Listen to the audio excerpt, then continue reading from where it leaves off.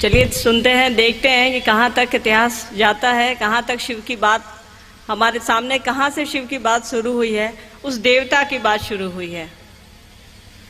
10,000 सालों का इतिहास हमारे आपके सामने है। इतिहास से अर्थ तो समझती होंगी, आप लोग समझते होंगे। घर की कोई पुरानी चीज़ होती है, कोई पुराना सिक्का होता है तो हम लोग उसको सहेज करके रख लेते हैं। चांदी का सिक्का आपके घरों में भी होगा, हमारे घर में भी है कि पुराना है, दादा का है, परदादा का है। तो वही चीज़ें इतिहास हो जाती हैं जो पहले से चली आ रही हैं, हमारे आपके घरों में सज्जित हैं, सुसज्जित हैं। 10,000 साल पहले हमारे यहाँ की सभ्यता थी, दुनिया की सबसे पुरानी सभ्यता के लोग हैं हम लोग। हम लोगों को इस बात का गर्व होना चाहिए कि दुनिया को हम लोगों ने सभ्यता का पाठ पढ़ाया, जीने का पाठ पढ़ाया है। और देखिए 10,000 साल बाद साहब ने ऐसी चाबी हम लोगों को दी है जो हम लोगों को भी जीने की कला सिखलाता है। साहब ने शिष्यानुभूति में लिखा है, शिव से आया ज्ञान जीने की कला सिखलाता है। तो 10,000 साल पहले दुनिया को हम लोगों ने जीने की कला दी है और साहब 10,000 साल बाद साहब ने हम लोगों को भी जीने की कला दी है। वो शिव को गुरु स्वरूप दिया है, हम लोगों को उनको हम लोगों के बीच लाकर रख दिया है। ये अंतर है 10,000 सालों का, ये किसी ने नहीं किया है। विश्वामित्र की धरती है ये, विश्वामित्र खुद शिव के शिष्य रहे हैं, पर विश्वामित्र ने न हमें बताया, न आपको बताया, न पीछे गुजर गई पीढ़ियों को भी नहीं बताया कि शिव मेरे गुरु हैं, आपके गुरु हो सकते हैं। इतिहास हमारा शिव के गुरु रूप से पटा पड़ा है, पर किसी ने ये नहीं कहा कि मेरे गुरु हैं, आपके भी हो सकते हैं। ऐसी बात सिर्फ साहब ने कही, ऐसा अमृत सिर्फ साहब ने दिया है और उस अमृत को हम लोग पी रहे हैं, लोगों तक पहुंचाने की कोशिश कर रहे हैं। सिंधु घाटी सभ्यता में सबसे पहले शिव के बारे में पता चला। पशुपति कहा जाता है कि जो पशुओं का ईश्वर हो। पशुपति हमारे गुरु ऐसे हैं जो पशुओं के भी ईश्वर हैं और हमारे भी ईश्वर हैं। कहीं कोई भिन्नता नहीं है, सब जगह सार्वभौम स्थिति है, बराबर की स्थिति है। लोग बटे हैं, कोई किसी का देवता है, कोई किसी का देवता है, पर हमारे आपके गुरु ऐसे हैं जो जानवर के भी गुरु हैं, जानवर के भी देवता हैं और हमारे आपके भी परमात्मा हैं। इतिहास धीरे धीरे बढ़ता है, फिर वैदिक युग आता है। वैदिक युग में रुद्र कहा गया है उनको। रुद्र का मतलब होता है रुलाने वाला, जो हमको आपको कष्ट देता है। कभी माँ डांट देती हैं तो कहते नहीं कि बहुत रौद्र रूप में आ गई है माँ, वही महादेव का रौद्र रूप है, लोग उससे डरा करते थे। फिर धीरे धीरे इतिहास आगे बढ़ता है, उनको शिव कहा गया, शंकर कहा गया, परमात्मा कहा गया, सदाशिव कहा गया, दक्षिणामूर्ति कहा गया, पंचानन कहा गया। ये सभी शिव के नाम हैं। इतिहास में समय समय के हिसाब से उनको दिया गया है। मतलब इसका सीधा सा मतलब है, जिस समय हमको आपको जो अच्छा लगा हम लोगों ने दे दिया। महादेव को कभी ने विष दे दिया तो वो विष पी गए, कभी कुछ दे दिया तो कभी कुछ ग्रहण कर लिया। प्रेम से हम आप भी देते हैं तो महादेव ग्रहण करते हैं। अभी मंडल सर ने बताया ना, अंकल ने बताया ना कि साहब ने सिंहेश्वर ने महादेव को रसगुल्ला खिला दिया, तो हम आप प्रेम से जो भी देते हैं वो ग्रहण कर लेते हैं। फिर महादेव की बात आगे आती है, इतिहास आगे चलता है। शंकराचार्य शिव के शिष्य रहे, रविन्द्रनाथ टैगोर भी रहे। इतिहास की बातें हैं, इतिहास भरा हुआ है। हम लोग इतिहास को लेकर के चल नहीं सकते। हम लोगों को इतिहास को वर्तमान में बदलना है, और ये वर्तमान में बदलाव तभी हो सकता है, अभी तभी हो सकता है जब हम लोग साहब की बात लोगों तक पहुंचाएंगे, दीदी की बात लोगों तक पहुंचाएंगे। नई बात नहीं है, सदियों से ये बात चली आ रही है कि शिव जगत गुरु हैं, हमारे गुरु हैं, आपके गुरु हैं, पर ऐसा किसी ने नहीं कहा। उपनिषदों में कहा गया है, श्वेताश्वेतर उपनिषद है जिसमें कहा गया है कि शिव को गुरु कहा गया है, परमात्मा कहा गया है। उसके गुरु स्वरूप की ही बात साहब कहते हैं, उन्हीं की बात हम लोगों को लोगों तक पहुंचाना है। विश्वामित्र ने यहाँ ज्ञान प्राप्त किया, यहाँ लोगों को उन्होंने अपना ज्ञान लोगों को दिया। लोगों को ये नहीं बताया कि शिव से आया ज्ञान जो है वो जीने की कला है, आपका जीवन बदल सकता है। ऐसा सिर्फ साहब ने किया है। इतिहास को हम लोग नहीं दिशा देते हैं। साहब के इस संकल्प को, साहब के इस बात को लोगों तक पहुंचाइए, इसी में कल्याण है। शिव का कल्याणकारी रूप तभी सफल होगा जब हम आप उसके गुरु स्वरूप की बात लोगों तक करेंगे, लोगों को समझाएंगे कि शिव के गुरु स्वरूप से जुड़ने से ही आपका कल्याण हो सकता है, इस जगत का कल्याण हो सकता है। महादेव की बात साहब कहते हैं ना कि महादेव से बात, अगर आप उनसे जुड़िएगा तो महादेव से बात करना भी संभव है हमारे आपके लिए, पर उसमें आपका जुड़ाव होना चाहिए। आप किस हद तक उनसे जुड़ पाते हैं, किस हद तक उनसे प्यार कर पाते हैं, उनके गुरु स्वरूप से जुड़ते हैं, आपका शिष्य भाव किस हद तक उन तक पहुंचता है, यह हम पर और आप पर निर्भर करता है। हम लोग किसी अपने के लिए कितना चिंतित रहते हैं, कभी अपनी चप्पल के लिए, कभी अपने कपड़े के लिए, कभी घर की टूटी हुई छत के लिए। महादेव के लिए भी चिंतित होइए, कभी उनके काम के लिए भी चिंतित होइए। महादेव आपके अपने बने रहेंगे, साहब दीदी आपके अपने बने रहेंगे। अभी कुछ दिन पहले पापा साहब आए हुए थे घर हमारे, वो तो कहीं जाते नहीं, शिव चर्चा से ही उनको फुर्सत नहीं रहती, पर हम लोगों के विशेष आग्रह पे वो पटना आए थे। उन्होंने कहा कि महादेव को तो हम लोग एक कमरे में बंद रखे हैं, जैसे महादेव को, उनके गुरु स्वरूप को हम लोगों ने इतिहास में बंद कर रखा है, वैसे ही महादेव को एक कमरे में बंद कर दिए हैं। जैसे घर के बड़े बुजुर्ग एक कमरे में रहते हैं, टाइम टू टाइम हम उनको खाना दे देते हैं, उनसे पूछ लेते हैं भूख लगी है तो कुछ नाश्ता दे देते हैं, वैसे ही हम लोगों ने महादेव को समझ लिया है। सुबह हुई तो प्रसाद चढ़ा देते हैं, वो भी मिश्री का दाना दे देते हैं। उनसे कभी हम आप पूछते हैं कि आज आप क्या खाएंगे? अपने बच्चे से हम आप ज़रूर पूछते हैं कि आज आप क्या खाएंगे। अपने पति से पूछते हैं, अपनी माँ से पूछते हैं कि क्या खाइएगा, वही बना देते हैं।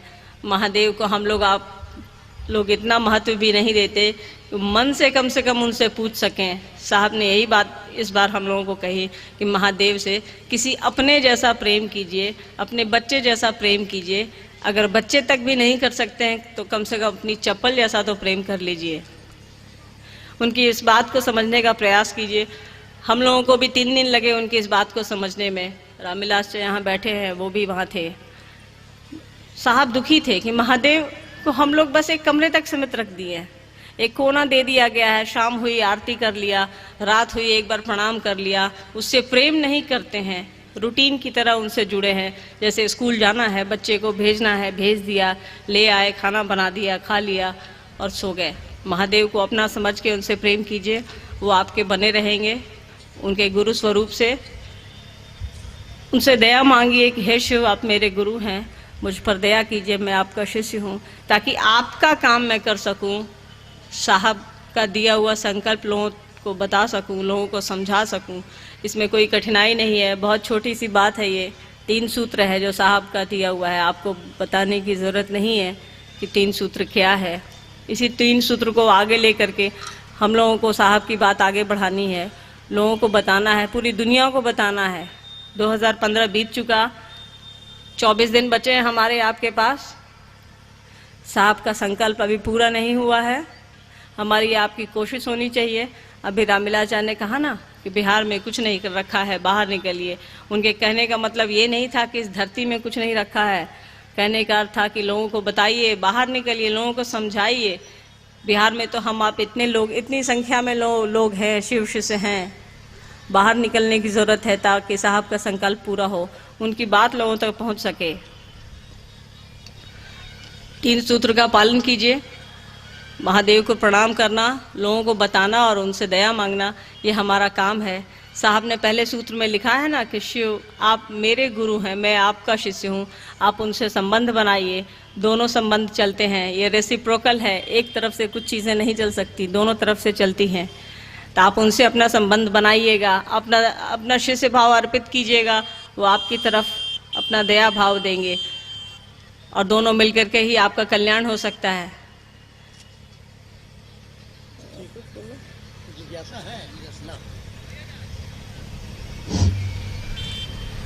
मुझको ज़्यादा कुछ विशेष आता नहीं है, मुझसे बेहतर आप लोग समझते हैं, मुझसे बेहतर चर्चा करते हैं, कोशिश करते हैं। सर मंडल अंकल ने कहा है कि कुछ प्रश्न है जिसका उत्तर देने की, जिसका जवाब देने की कोशिश करते हैं। कोई प्रॉब्लम है तो उसका समाधान साहब करेंगे, दीदी करेंगे, इसके अलावा किसी में कोई ताकत नहीं है। साहब दीदी में ही है धरती पर, इसके ऊपर तो महादेव हैं, महादेव के बाद साहब दीदी हैं। साहब से मिला कीजिए, रांची जाया कीजिए, साहब जहाँ रहें वहाँ जाया कीजिए, क्योंकि उनसे मिलने पर ही एक ऊर्जा मिलती है जिसको लेकर के हम आप आगे बढ़ सकते हैं, महादेव का काम कर सकते हैं, पूरी दुनिया को बता सकते हैं उनके संकल्प को लेकर के। साहब से मिलते रहिए, उनकी बात समझिए, उनकी बात सुनिए। मान लीजिए जिज्ञासा आई है, शिव शिष्यता में आपने साहब श्री हरिनानंद जी को क्या महसूस करते हैं? मेरे तो पिता हैं, चूंकि प्रश्न है शिव शिष्यता में क्या महसूस करते हैं, तो बहुत गहरा प्रश्न है। क्या बताएं, वो आप बड़े गुरु भाई कहती हैं उनको, आप सभी हम सभी बड़े गुरु भाई कहते हैं। प्रश्न बड़ा भ्रमित कर रहा है, आपको करे ना करे, मुझको तो जरूर कर रहा है। अपना समझ कर कि मतलब पापा को क्या समझे और क्या समझेंगे, अपना पापा समझते हैं। साहब साहब है, साहब इसलिए साहब है कि महादेव ने उनको चुना है हमारे आपके बीच भेजने को, हमारे आपके बीच संदेश देने को। हमसे आपसे महान हैं, तभी हम आप उनकी बात सुन करके यहाँ हैं। देखिए, अब इतिहास विषय था, विश्वामित्र के भी गुरु हैं महादेव, ये इतिहास है, पर उन्होंने इस इतिहास को वर्तमान नहीं बनाया है। वर्तमान बनाने का कलेजा सिर्फ और सिर्फ साहब में है और दीदी में है, क्योंकि महादेव ने साहब को ही चुना है। इसलिए जागो इसलिए ये विश्वामित्र की धरती है, बहुत अच्छी बात है। हम लोग इसको साहब और दीदी की धरती बनाएंगे, महादेव की धरती बनाएंगे इसको। चलिए अगली जिज्ञासा है, गुरु तो शिव है, तो साहब जी से मिलना क्यों जरूरी है? आपकी इच्छा नहीं होती है बड़े भाई से मिलने की, नहीं मिलिए, छोड़ दीजिए। पर ये याद रखिएगा कि वो आदमी हमसे आपसे अलग है, तभी महादेव ने उनको कहा है, हमको और आपको नहीं कहा है। कम से कम यही सोच करके तो उनसे मिल लीजिए। गुरु तो महादेव ही हैं, वही गुरु पद को सुशोभित करते हैं, हमारी आपकी सीमा से बाहर है। नमः शिवाय ही क्यों, ओम नमः शिवाय क्यों नहीं? हम आप जेवर खरीदते हैं, जेवर का डब्बा समेत कान में थोड़े पहन लेते हैं भैया। ओम एक अलग मंत्र है, नमः शिवाय शिव का मंत्र है, पंचाक्षर कहा गया है शिव के मंत्र को। अगर आप ओम नमः शिवाय कहेंगे तो वो 6 अक्षर का हो जाएगा, और वो मंत्र नहीं है। ओम एक अलग मंत्र है, नमः शिवाय एक अलग मंत्र है, जो शिव का मंत्र है। नमः शिवाय मतलब शिव को प्रणाम, नमः शिवाय ही उनका मंत्र है।